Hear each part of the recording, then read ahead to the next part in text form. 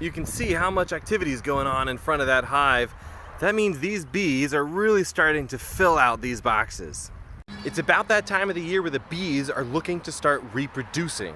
Now, I'm not talking about individual bees being born because queens lay bee eggs practically all year round. But what happens in the spring is that they want to reproduce their colony.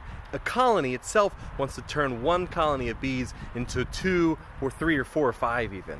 This colony obviously survived the winter quite well, so they are probably in the midst of laying eggs to make another queen. Right before that second queen hatches, half of the bees in that colony will leave with the old queen to start a new colony somewhere else. That's why this time of the year you might see something that looks a little bit like this. This is a swarm. They're hanging out on a tree branch for a few hours, maybe a couple of days, until the colony makes a unanimous decision on where they want their new home to be. What some beekeepers will do is set out swarm traps like this one. This is an ideal size for a colony of bees looking for a new home, an ideal entrance size, and inside I have put a little bit of lemongrass oil, which is an ideal attractant for the bees.